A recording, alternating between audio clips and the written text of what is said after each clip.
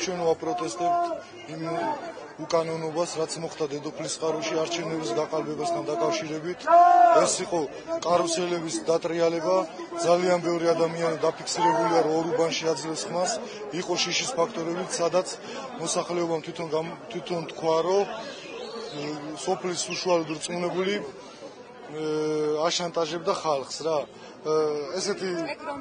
ეს არის საბათლო. ჩვენ ვიტყობთ რამდენიმე უბნის ბათილობას, რომელიც მართლა ექვემდებარება კანონის ძალით უბნის გაბათილებას რა. ჩადიოდნენ ესენი ზონდერები და აშინებდნენ და შედეგით ისეთივე დადეს.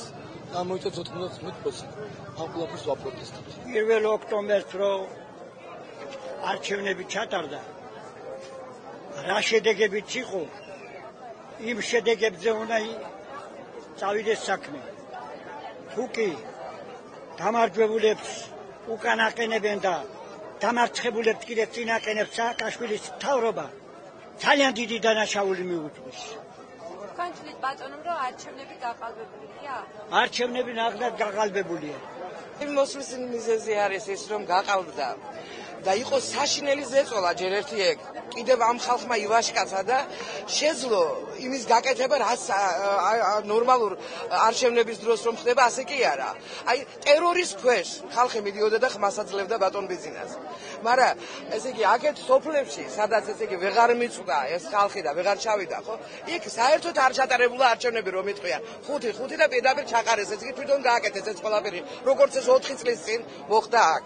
მოსვლის მიზეზი არის ის, რომ ლექსო თამაზაშვილი, რომელიც არის დედოფლის წყაროში დაბადებული, გაზრდილი, ძალიან კარგი ოჯახის შვილი და არაჩვეულებრივი მამის, ღირსეული მამის შვილი და თვითონაც ღირსეული ახალგაზრდა არ გაუყალბონ აი ის ხმები, რაც მოიპოვა დედოფლის წყაროში.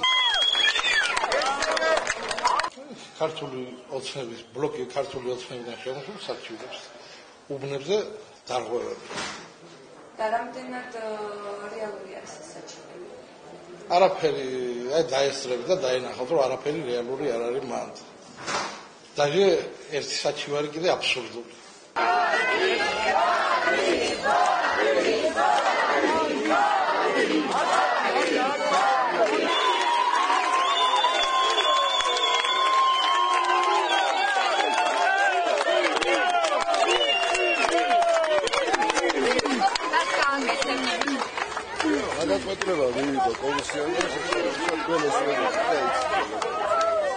მოგესალმებით ყველას. დიდი მადლობა პირველ რიგში, რომ ჩემ გვერდზე გახართ და ვიცავთ ერთად ვიცავთ ჩვენ ხმერს, რაც მოვიპოვეთ და რეალურად გავიმარჯვეთ.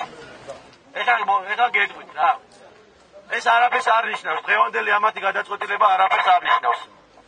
აუცილებლად ამის მერე გაგრძელდება CSGO-ში საჩივრები და გაგრძელდება მერე სასამართლოში. რასაც ჩვენ შეკბიდით. რასაც ბატონი ბიზინა ივანიშვილი ლიკვიდდება და ჩვენი კოალიცია აუცილებლად ასრულდება დედოფლის წყაროში. დედოფლის წყაროში ქართული ოცნება ყოველთვის იქნება.